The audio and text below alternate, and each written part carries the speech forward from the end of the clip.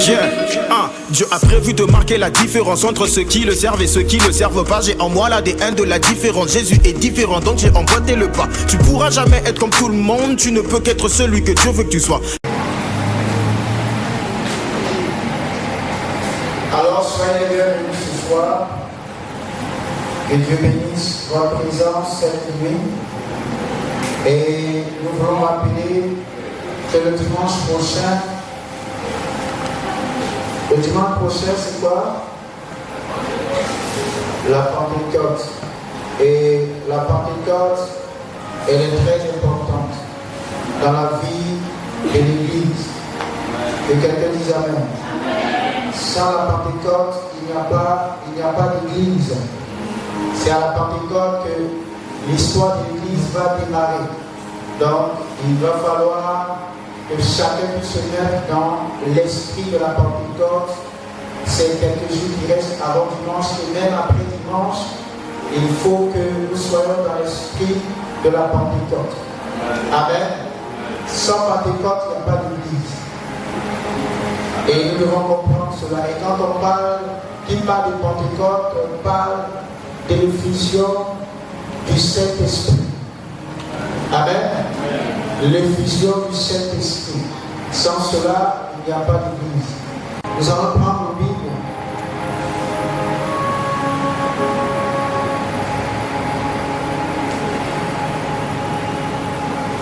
Dans le livre de Actes,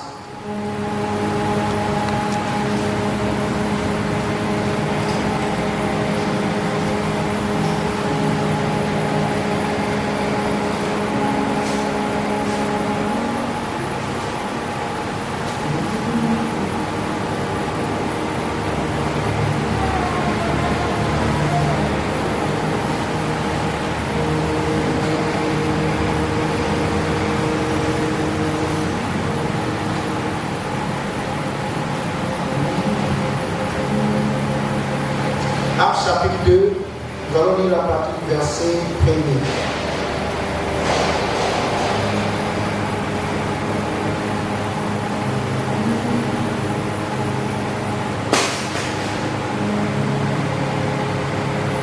Actes chapitre 2, à partir du verset 1er.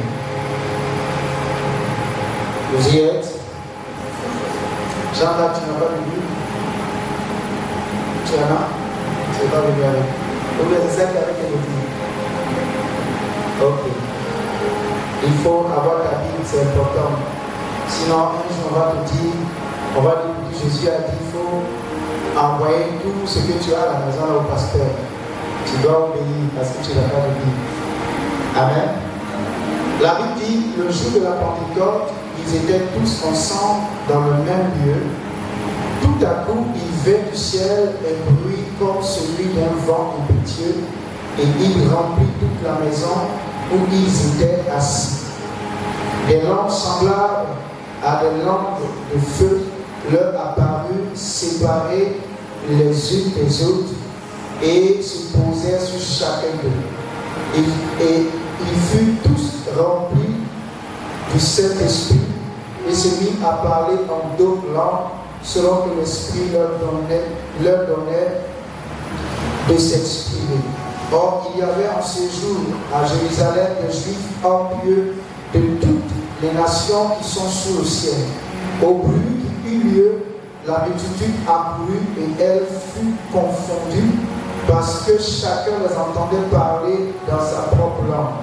Ils étaient tous dans l'étonnement et la surprise, et ils se disaient les uns aux autres, voici ces gens qui parlent, ne sont-ils pas tous galiléens? Et comment les entendons-nous dans notre propre langue à chacun, dans notre langue maternelle? Amen. Je m'arrête là. Père, nous te disons merci encore pour ta parole. Nous savons qu'elle est vie et elle apporte la victoire. Qu'il en soit ainsi au nom de Jésus. Amen. Alors ce soir, je voudrais nous entretenir autour déjà de l'importance de la Pentecôte Depuis qu'on est chrétien, on a toujours entendu parler de la Pentecôte, du Saint-Esprit qui est descendu. Mais il y a des chrétiens qui restent juste à l'information, mais qui ne cherchent pas à expérimenter ce que ces premiers disciples-là ont expérimenté. Alors que la Bible dit que toutes ces choses-là sont pour nous et pour nos enfants. Amen. Et vous allez voir que après le livre des Actes des Apôtres, tout ce qui va venir après, que ce soit Romains, que ce soit Colossiens, que ce soit Philémon, que ce soit Thessaloniciens, c'est grâce à l'effusion du Saint-Esprit. Sans l'effusion du Saint-Esprit, la Bible s'arrêterait aux évangiles. C'est-à-dire, après Jean, ce serait terminé. Jésus est monté, Pierre, Jean, Jacques et les autres seraient retournés à leurs affaires. Mais comme Jésus l'a promis, il a dit, il est avantageux pour vous que je m'en aille, afin que je vous envoie le Saint-Esprit, le Consolateur. Et lorsqu'il sera venu, c'est lui qui va vous conduire dans toute la vérité. Il va vous enseigner des choses. Il va même vous rappeler ce que moi, Jésus, je vous avais enseigné. Parce que l'homme a tendance à oublier. Amen. L'homme a tendance à oublier. La preuve, si l'on te demande le texte que tu as médité depuis même, si tu n'as pas pris note, ça va être difficile peut-être de te rappeler. Et même peut-être si tu as pris note, tu seras obligé d'aller ouvrir ton carnet pour voir qu'est-ce que tu as médité le 1er janvier. Donc le Saint-Esprit, lorsqu'il vient, nous rappelle toutes ces choses. Alléluia. Donc je voudrais ce soir dire à l'Église que sans la Pentecôte et sans la manifestation réelle de l'Esprit de Dieu dans notre vie, il ne peut pas avoir de changement. Dans le livre de Romains, l'apôtre Paul parle de la transformation de notre intelligence. Ça ne se fait pas par un mécanisme humain, mais ça se fait par la présence du Saint-Esprit. Et lorsque le Saint-Esprit est là, c'est en ce moment-là que notre esprit peut être façonné, peut être changé pour que nous devenions capables de comprendre les choses de Dieu. Mais sans la présence de l'Esprit de Dieu, il nous sera très difficile de comprendre ce que Dieu veut et de même faire la volonté de Dieu. C'est pourquoi je dis à quelqu'un, si tu veux avoir une vie chrétienne victorieuse, il va falloir faire une pause et demander vraiment que le Saint-Esprit te remplisse. Parce que sans le Saint-Esprit bien-aimé, sans le Saint-Esprit, ça va être difficile.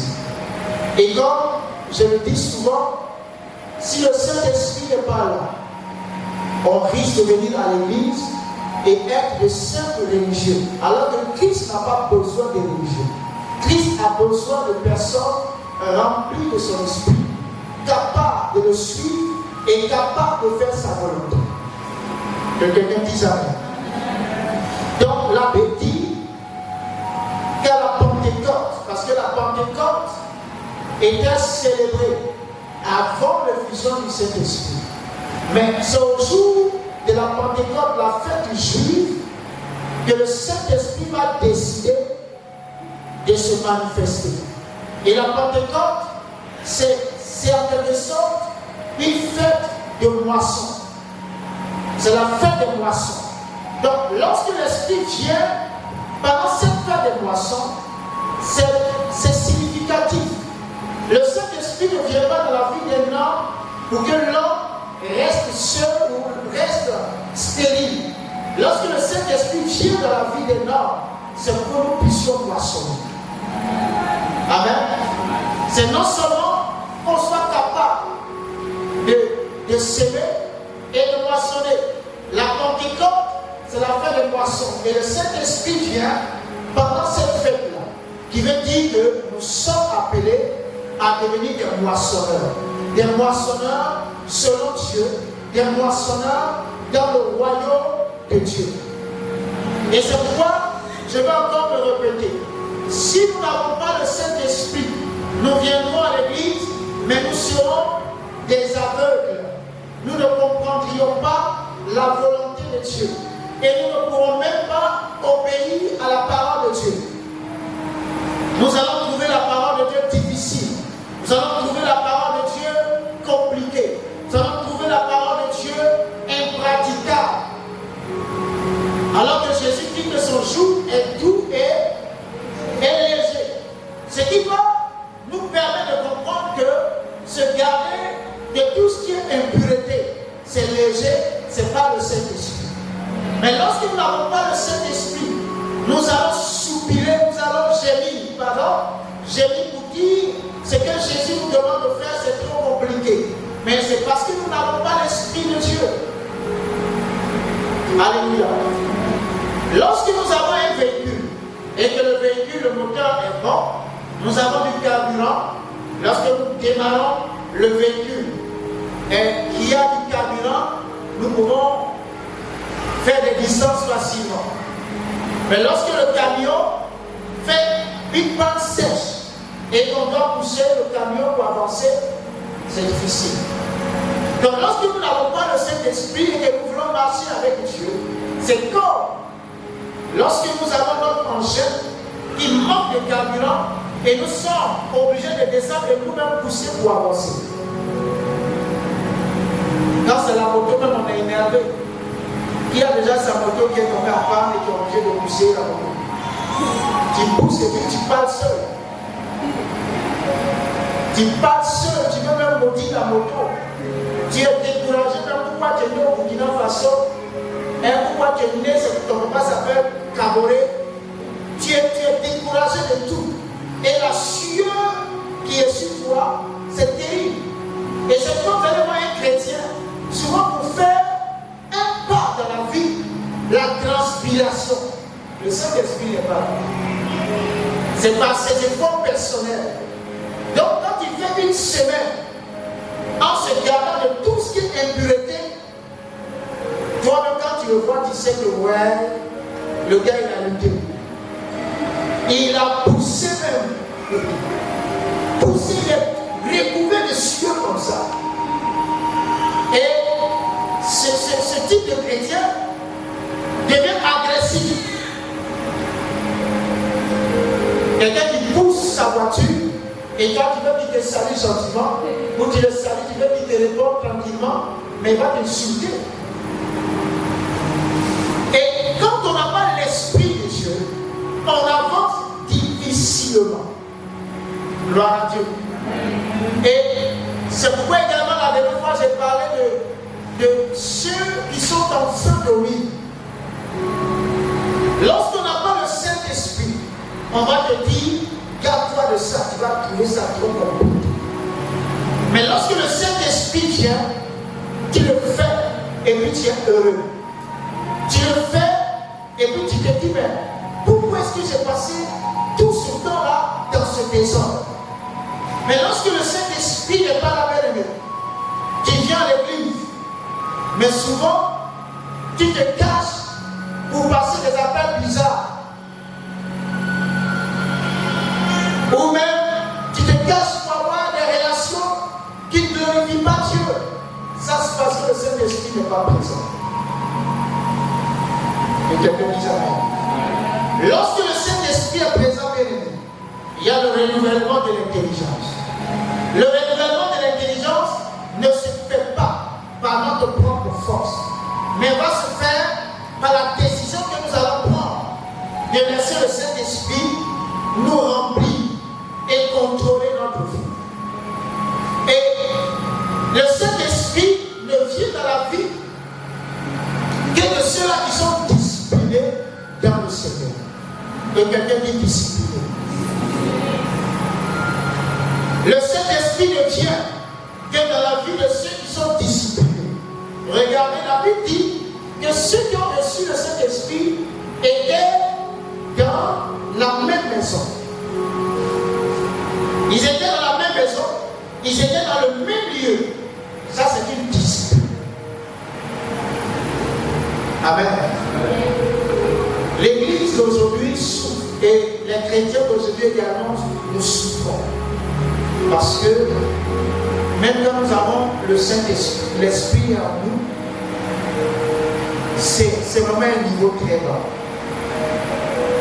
Et il y a la chair qui domine. Et quand la chair domine, bien aimé, nous souffrons beaucoup. Et ma prière, c'est que cette église puisse vraiment être remplie du Saint-Esprit. Pour que tu passes 5 ans, tu n'as pas bu des liqueurs et ça ne te dit rien. Tu es au contraire même content. Tu n'as pas commis l'adultère et tu es heureux. Ça, c'est le Saint-Esprit qui fait ça. Tu ne t'es pas bagarré, tu n'as pas insulté quelqu'un et tu es heureux. Tu n'as pas besoin de faire ce que le monde fait pour tirer satisfaction. Parce que l'église que nous sommes, tirons notre satisfaction dans l'obéissance à la parole de Dieu. C'est pourquoi David dit que le fait d'obéir à la parole de Dieu, pour lui, c'est comme s'il avait tous les trésors du monde. Ça, c'est quelqu'un qui est rempli de l'Esprit de Dieu. Mais quand on n'a pas l'Esprit de Dieu bien aimé, oh, c'est difficile. C'est pourquoi je prie vraiment qu'à cette Pentecôte qui vient, nous soyons vraiment remplis du Saint-Esprit. Et que nous puissions faire les choses sans grand effort, sans effort véritable. On prend la décision et le Saint-Esprit nous accompagne. On prend la décision et le Saint-Esprit nous accompagne. Mais quand le Saint-Esprit n'est pas là, on prend la décision. Mais c'est nous-mêmes qui devons lutter encore. Et sans ce moment-là, on transpire. Et on pense que ce n'est pas possible. Et on commence à dire, Dieu lui-même comprend. Mais lorsque le Saint-Esprit vient, il y a la transformation de notre manière de penser, notre manière de réfléchir change. Et on est heureux de servir le Seigneur. Alléluia. La Bible dit,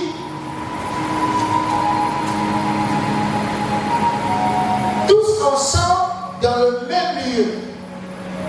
Tous ensemble dans le même lieu. Souvenez-vous que ces disciples-là étaient en Galilée. Ils ont reçu les instructions et Jésus qui leur a dit, c'est vrai, vous m'avez vu monter au ciel. Vous savez que je suis ressuscité. C'est bon. Mais si vous ne recevez pas le Saint-Esprit, n'allez pas annoncer l'évangile. Attendez d'abord de recevoir le Saint-Esprit avant de démarrer votre vie chrétienne. C'est pourquoi ils sont allés se cacher dans une maison pour attendre le Saint-Esprit. Lorsqu'on n'a pas le Saint-Esprit, bien aimé, le dehors va nous corrompre. Ceux qui ont jeté un coup d'œil dans la méditation du jour, vous allez remarquer que la Bible nous parle c'est Israël, c'est ça, qui prend de ses fils comme un jeune lion, qui l'élève, qui l'envoie, qui dévore. Et le premier qui a été lâché, qu'est-ce qu'il est devenu? On l'a dompté. On lui a percé le nez. Et on a mis quoi? Qu'est-ce qu'on a mis? Oui, les boucles d'oreilles. Boucles d'oreilles quelque part. Et on l'a amené, il est devenu esclave. Donc lorsqu'on n'a pas le Saint-Esprit et on vit notre vie chrétienne, c'est ce que nous devenons. Oh, nous devenons esclaves du monde. Le monde nous dompte. Les choses du monde arrivent à faire de nous des esclaves. Vous savez, la boucle, les hommes par exemple, avant, quand vous lisez la Bible, pourquoi est-ce qu'on perce ou on perçait l'oreille des hommes? Parce que souvent les gens ne comprennent pas et ils percent leurs oreilles. C'est vrai que dans certaines cultures, ça existe. Mais c'est pourquoi quand on devient chrétien, on doit lire la Bible et se conformer à la parole. Vous allez voir que c'était les esclaves. Les esclaves, quand on devait les libérer, c'est-à-dire au jubilé, quand on doit libérer un esclave, on demande à l'esclave, est-ce que tu veux partir? Si l'esclave dit non, je vais rester avec mon maître, alors on va lui percer l'oreille, on va lui mettre une boucle pour dire que c'était ce monsieur-là, à vie, est esclave de son maître. Amen. Il est esclave de son maître à vie. Donc c'est un esclave qui refuse sa liberté. Un esclave qui refuse d'être indépendant. Voici ce que ça signifie de percer l'oreille et de placer une boucle quand on est un homme. Mais vous voyez qu'aujourd'hui c'est devenu la mode. Hein? Les stars percent les deux. Et puis quand on est jeune aussi, on voit les Américains, Et nous aussi, on veut percer et mettre. On veut percer et mettre. La dernière fois, j'ai vu également une femme qui se plaignait des filles qui mettent des chaînes aux pieds et qui se plaignent pour dire que même au Bénin, je pense qu'il y a une secte. Une secte, le signe d'appartenance à la secte là, c'est mettre une chaîne au pied. Quand tu mets la chaîne au pied, ça veut dire que tu appartiens à cette secte. Et il y a un adepte de la secte qui se plaignait pour dire que les gens mettent les chaînes au pied et ne savent même pas ce que ça veut dire. Parce que c'est beau, il y a certaines filles qui trouvent ça magnifique, beau. Donc, elles prennent une chaînette là et mettent au pied. Et il y a d'autres même qui mettent des anneaux dans les orteils. C'est ça? Tout ça, c'est la honte, quoi. Mais quand on lit la Bible et on est imprégné de l'esprit de la Bible, il y a des choses qu'on ne va plus faire et qu'on sait pourquoi on ne fait pas. Alléluia. Même les tatouages. Si vous lisez la Bible, vous allez voir qu'un enfant de Dieu ne doit pas se tatouer. Mais si tu n'étais pas chrétien et que tu t'es tatoué, c'est pas grave. Même si tu es tatoué de la tête jusqu'aux orteils, il faut venir. Jésus t'aime. Amen. Mais quand tu es chrétien, tu es né de nouveau, tu es rempli de l'Esprit de Dieu, tu ne dois pas te faire tatouer. Non, je veux qu'on me tatoue, c'est quoi un papillon sur mon front, un papillon sur ma nuque. Non. La Bible interdit. Ton corps, c'est le temple de qui? Du Saint-Esprit. Et le Saint-Esprit, on ne met pas n'importe quoi sur sa maison. Amen. C'est pourquoi également, quand on a l'Esprit de Dieu, vous allez voir le Saint-Esprit lui-même va nous conduire, que ce soit dans notre manière de nous vêtir, dans notre manière de parler, dans notre manière de nous cueillir. Le Saint-Esprit va nous conduire. Des gens vont faire des choses autour de toi, mais le Saint-Esprit va te dire, toi, ne fais pas ça. Et tu es même heureux de ne pas le faire. Des gens essaieront de te convaincre pour dire, pourquoi tu ne fais pas ça, tu exagères. Mais pendant qu'on le dit, toi, tu as la paix du cœur. Parce que tu sais que ton identité ne dépend pas de ces choses. Vous savez, il y a des femmes, des jeunes filles aujourd'hui, sans, vous savez, c'est make-up ou bien c'est make-up, elles ne sont rien. Elles ne se sentent pas belles sans ces artifices. Mais pourtant, ce soir, je sais que nos femmes ici, grâce aux celles qui ont mis même un petit crayon et qui sont là, et qui sont toutes belles. Il y a certaines filles, tant que leur mèche n'arrive pas au niveau de leur mollet, elles ne se sentent pas belles. Il faut que les mèches là les couvrent pour qu'elles sentent qu'elles sont belles.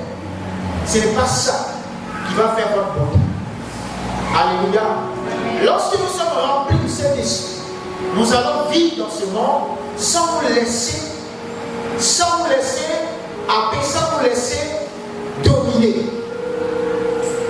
Bien aimé, sans le Saint-Esprit, ça va être difficile de progresser dans cette marche chrétienne. Même venir dans l'église, quand tu n'as pas l'Esprit de Dieu, c'est pas donné. Amen.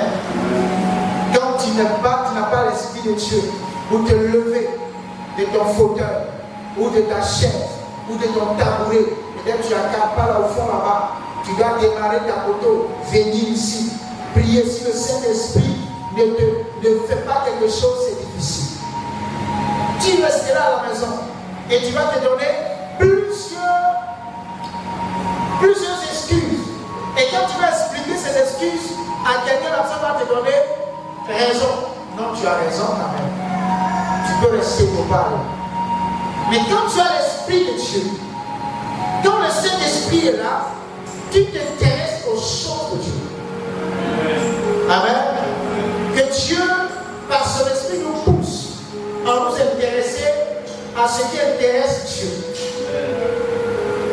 Quelqu'un me suit ce soir? C'est pourquoi, bien aimé, à la maison, dans tout ce que nous faisons, avant toute chose, demandons être remplis de l'Esprit de Dieu.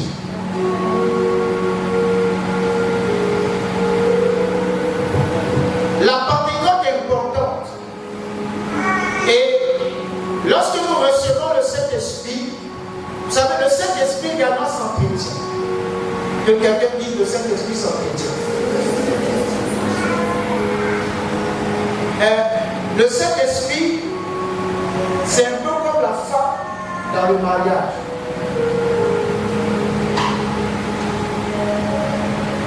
La femme, dans un bon couple chrétien, la femme ne prend pas de décisions. La femme fait des propositions. Et prie avec son mari pour voir. Et les femmes font de bonnes propositions. Mais l'homme, avec l'homme, ils doivent regarder. Et quand l'homme valide, ça passe. Donc quand le Saint-Esprit est dedans de nous, le Saint-Esprit va faire des propositions. Est-ce que quelqu'un a déjà vu le Saint-Esprit venir s'imposer à lui? Le Saint-Esprit vient de faire des propositions. Il te dit, écoute, ma très chère ou mon très cher, arrête de faire quelque chose, ce n'est pas bien. C'est à toi d'analyser et de dire, oui, Saint-Esprit, ce que tu as dit, c'est vrai. Je vais le faire. Et quand tu écoutes la voix de l'Esprit, tu te retrouves bien. Mais quand tu dis non, c'est moi le chef ici, le Saint-Esprit se garde et te laisse faire. Et c'est pourquoi l'apôtre dit, n'attristez pas le Saint-Esprit. Et vous allez voir également nos épouses, quand elles font des propositions, puis tu marches dessus. Mais c'est la tête. Après, tu le vois, elles sont tristes comme ça. Triste, découragé, mon mari, là, quand je lui parle, il ne comprend pas, voilà. Et souvent, moi aussi, les mariés, je parle aux mariés, quand tu n'écoutes pas la femme, et puis tu vas te coller la tête, tu reviens t'asseoir, ta tête tourne comme ça, souvent même dans l'orgueil, tu n'appelles même pas ta femme pour dire, oh ma femme, je te demande pardon. Je ne t'ai pas écouté, voilà, j'ai connu ma tête. On se gonfle encore. Et puis bon, on va prendre le chemin qu'on a refusé de prendre. Et quand ta femme dit, ah, c'est que je t'avais dit, quitte là-bas, il y a quoi? Est-ce que je suis obligé de te dire, qu'est-ce que tu m'as dit là, c'est bon? Si je fais, c'est bon. Il faut voir et puis tu t'éteins. Donc, le Saint-Esprit dans la vie du croyant, c'est comme ça. Et vous allez voir qu'aujourd'hui, nous sommes dans un monde. C'est pourquoi vous allez voir qu'il y a, comment je vais dire ça, cette voix de féministes qui commence à se lever pour vouloir également contrôler le monde. Parce que les femmes ont compris qu'elles ont été dominées, écrasées. Donc elles refusent maintenant de se laisser écraser. Donc les féministes, tout, si tu n'es pas d'accord avec ça, voilà, est-ce que tu es mort? Mais ce que tu ne sais pas, c'est que spirituellement, il y a une mort qui s'est installée. Alléluia. Laissons le Saint-Esprit nous conduire. Et lorsque le Saint-Esprit nous vous allez voir que la vie chrétienne va devenir facile. Lorsque Jésus dit que sans lui nous ne pouvons rien faire, il veut parler de son esprit. Dans l'évangile selon Jean 15, partie du verset 7, il dit sans moi vous ne pouvez rien faire. Bien aimé, il faut aimer Dieu. Mais si tu n'as pas l'esprit de Dieu, tu seras juste un religieux. Tu vas aimer Dieu dans la bouche simplement. Mais lorsqu'on a l'esprit de Dieu, lorsqu'on est rempli du Saint-Esprit, non seulement on lève avec notre bouche, mais également notre cœur est sincère. Et Dieu nous aime. Le monde est devenu difficile. Il y a tellement de choses difficiles. C'est pourquoi je vais nous encourager. Lorsque nous prions, demandons au Saint-Esprit de nous remplir. Et pour être rempli du Saint-Esprit, il n'y a pas plusieurs voies. Je n'ai jamais vu quelqu'un faire de grosses dîmes seulement et être rempli du Saint-Esprit. Je n'ai jamais vu quelqu'un venir chanter seulement le dimanche, le mercredi à l'église et être rempli du Saint-Esprit. Je n'ai jamais vu également quelqu'un, tu aimes ton église, tu veux essuyer le bâtiment, tu essuies, tu places les chaises et puis tu es rempli du Saint-Esprit. Je n'ai jamais vu quelqu'un jouer seulement la batterie et puis être rempli du Saint-Esprit. Ou quelqu'un venir s'asseoir juste mercredi, vendredi, dimanche et être rempli du Saint-Esprit. Il y a un travail à l'arrière-plan qui doit être fait. Et ce travail, ce n'est rien d'autre que de passer du temps dans la prière. Amen. Passer du temps dans la prière. Celui qui prie va être rempli du Saint-Esprit. Et il faut également prier avec la foi. Entre dans la présence de Dieu avec la foi. Tu dis, Seigneur, le pasteur a dit que sans ton esprit, pour faire une année de vie chrétienne, ça va être compliqué pour moi. Mais moi, je veux vivre tout le reste de ma vie sans même savoir que je me suis gardé des plaisirs de ce monde. C'est par ton esprit que c'est possible. Vous savez, quand on est jeune, et ici, je ne sais pas si quelqu'un a 50 ans ici. Il y a 50 ans, ceux qui ont 40 ans même, ce n'est pas 40 ans forts, c'est les 40 ans faibles ici. Donc je vais dire que nous sommes en majorité jeunes. Donc regardez, si Dieu nous fait la grâce, on a encore peut-être 50 ans à vivre. Okay. 50 ans peut-être à vivre, pour avoir peut-être 90 ans, peut-être 95 ans, 91 ans. Mais ces 50 ans-là, tu les vis comment? Tu avances avec Dieu comment? Si tu n'es pas rempli de cette esprit.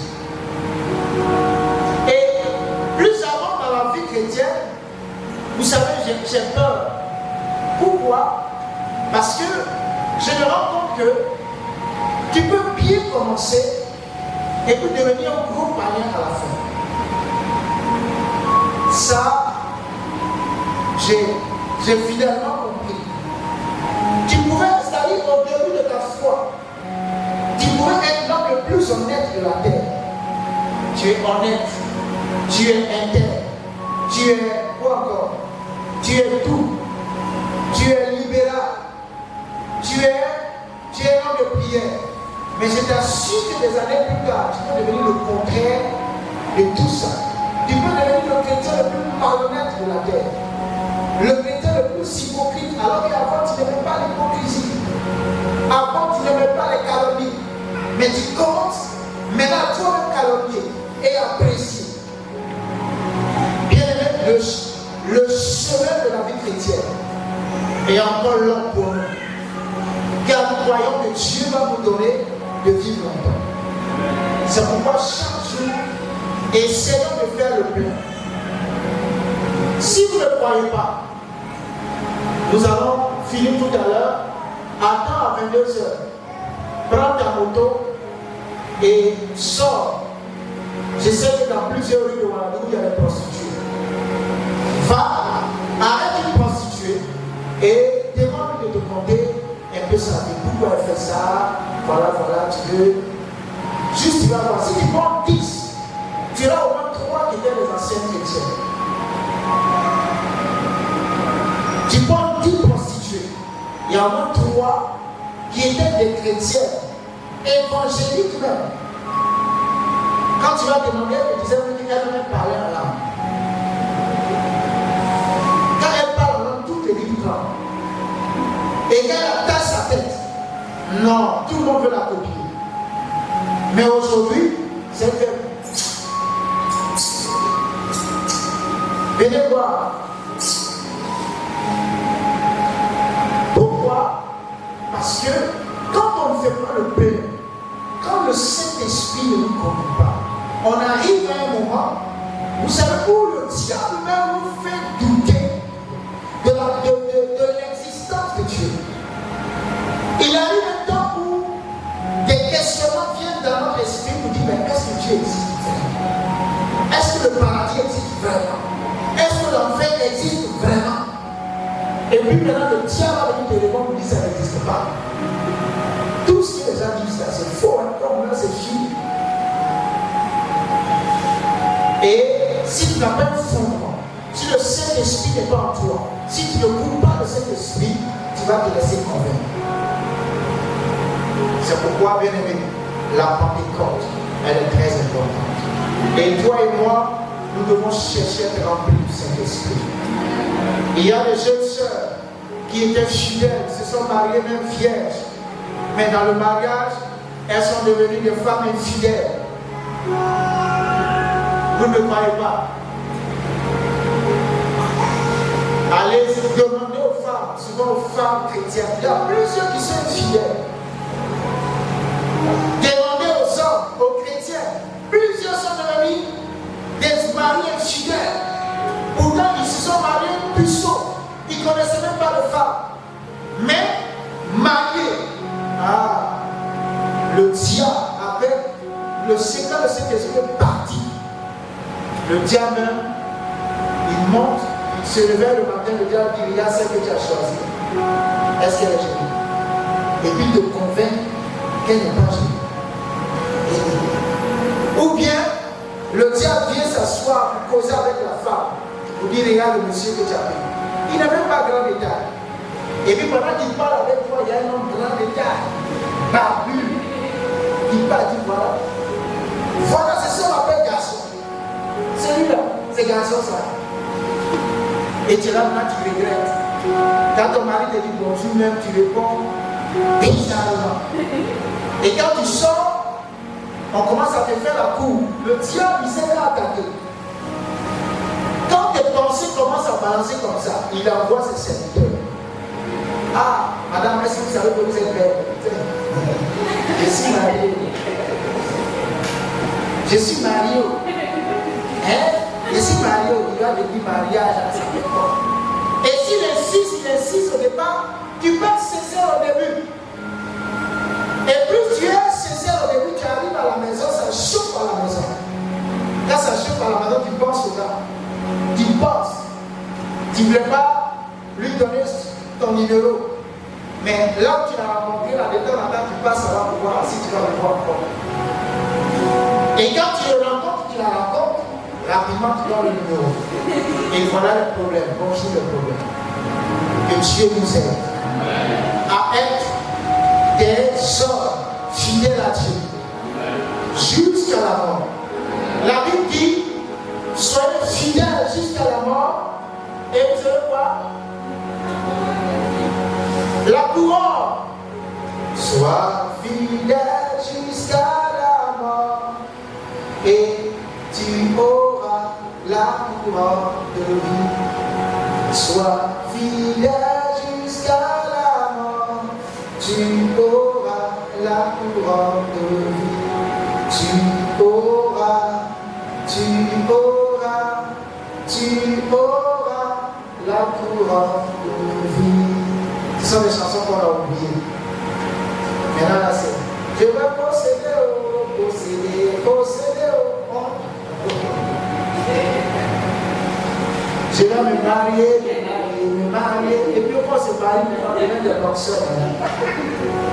Alors que quand on comprend qu'on doit persévérer jusqu'à la fin pour avoir la couronne de vie, même quand on est dans le mariage, on continue de persévérer. On n'est pas fidèle à cause de sa femme. Moi, je l'ai déjà dit à mon épouse, avant même d'être pasteur, j'ai dit à ma femme, écoute, moi je ne sais pas, je ne suis pas fidèle parce que j'ai peur que tu te dégoûtes, que je te trompe. Non, je suis fidèle parce que moi aussi je vais aller au ciel. Ah oui, je vais aller au ciel. Il ne faut pas aller toi au paradis pour moi si tu veux. Lui là, c'était mon mari. Non, je ne sais pas comment il a fait. Moi si je ne vais pas aller au paradis, je vais aller au ciel. Donc c'est pas, non, ma femme, si ma femme m'attrape, ta femme t'attrape, c'est vrai, ça va faire un peu de bruit, mais c'est pas ça le plus grave. Le plus grave, c'est de rater le ciel. Donc tu ne trompes pas ta femme parce que tu as peur qu'on t'attrape, tu ne la trompes pas parce que tu sais que Dieu te demande de ne pas tromper ta femme. Et que la Bible dit que les adultères, c'est écrit là-bas. Mais est-ce que la Bible n'a pas dit que les païens adultères, est-ce que les chrétiens adultères aussi n'iront pas au ciel? Non, on doit bien lire pour voir. La Bible a dit les païens adultères. Ceux qui ne sont pas chrétiens et qui sont mariés, qui sont adultères, c'est eux qui vont aller en enfer. Mais nous les chrétiens qui sont adultères, on va au paradis. La Bible n'a pas dit ça. Ah, voilà. Donc que tu sois chrétien ou que tu ne connaisses pas Christ, là-dessus, la Bible dit que les adultères vont être jugés. Donc, ce n'est pas à cause de ta femme, mais à cause de ton mari, même pas à cause de ton pasteur, mais à cause de ton salut. Quelqu'un dit amen. À cause de ton salut, tu t'égares et tu vas voir que ta femme n'aura pas besoin de fouiller dans ton téléphone. Dans ton téléphone, tu ne donnes pas. Dans ton téléphone, tu ne donnes pas. Hé, donc tu me caches quoi? Tu es libre. Et vous savez, quand tu es fidèle, tu es libre. Dis à quelqu'un que tu es libre. Mais quand tu n'es pas fidèle, non, les cachotteries, tu ne peux pas. Le couple, là, tu dois envoyer même un informaticien de la NASA. Il va entrer, il va travailler sur son compte pendant 1 an. Il ne va pas trouver. Ça, ce sont des signes de l'infidélité. Ou bien il va se laver, il va à son téléphone. Il va même faire son téléphone. Parce que c'est dans son téléphone qu'il fait tout. Ta femme ne voit pas, ton mari ne voit pas, mais qui voit? J'ai suivi un élément d'enquête. Il y a un monsieur qui a tué sa femme. Vous savez, les blancs, ils sont bizarres. Il a tué sa femme parce qu'il voulait une police d'assurance. Oh, vraiment, les blancs là sont bien. C'est-à-dire, par exemple, je prends ma femme, je vais faire une police d'assurance. Je dis, voici ma femme meurt. Voilà ce que je vais faire. Et les gens aussi font des choses comme ça. Donc, il est dans des guerres. Il a tué sa femme. Parce que lui-même voulait se mettre avec une fille. Et il y a eu des échanges de mails, des échanges de messages. Et comme il savait que la police allait venir saisir son matériel, il a tout effacé. Mais ce qu'il ne sait pas, le téléphone qu'on a, si tu veux effacer tout. Écoute, efface tout. Tout ce que tu as effacé là. Il y a une mémoire, ça est là-bas. Et les informaticiens, quand ils font les informaticiens du FBI, est-ce qu'ici les informaticiens peuvent faire ça? Voilà, ici au Burkina, quand tu dis que tu as effacé, on donne ça à un informaticien, on ressort tout. Ah, je dis Coco, je t'aime, mon mari, le bête là, il doit habiter de moi ici. Et quand il pense que tu es effacé, c'est pas mon pasteur idiot là, il dit que le va avoir coupé. Aujourd'hui, après, c'est le même message de la prêche. Et parce que moi, je l'écoute. et puis tu effaces après. Si un informaticien humain peut voir, ce n'est pas l'informaticien de Dieu qui ne va pas voir ce que tu fais en cachette. C'est pourquoi, bien aimé, prions pour que le Saint-Esprit nous aide. Tu seras entouré des plus belles femmes ou des plus beaux hommes de la terre, mais ça ne va rien te dire. Ta femme à la maison te suffit. Ton mari à la maison te suffit. Quand une mauvaise pensée vient dire, tu le connais? Dis-le! Parce que souvent, si c'est ça, quand on est chrétien, ne pensons pas que de mauvaises pensées ne vont pas venir. Parce que les mauvaises pensées, souvent, ne sont pas votre propre fruit, n'est pas, ou ne sont pas le fruit de votre imagination. Souvent, ces mauvaises pensées sont des actions du diable. Et le diable envoie ces mauvaises pensées en vous. Mais si vous les acceptez, ça va finir par vous contaminer. C'est pourquoi quand la mauvaise pensée vient, rejetez-les. Amen. Vous voyez actuellement, il y a la guerre en Israël. Et il y a des armes. Nous, on n'a même pas d'armes. Ils ont ces choses-là pour protéger même leur, comment on appelle ça, le ciel. C'est-à-dire qu'un missile vient avant que ça ne tombe à Israël, on détruit ça.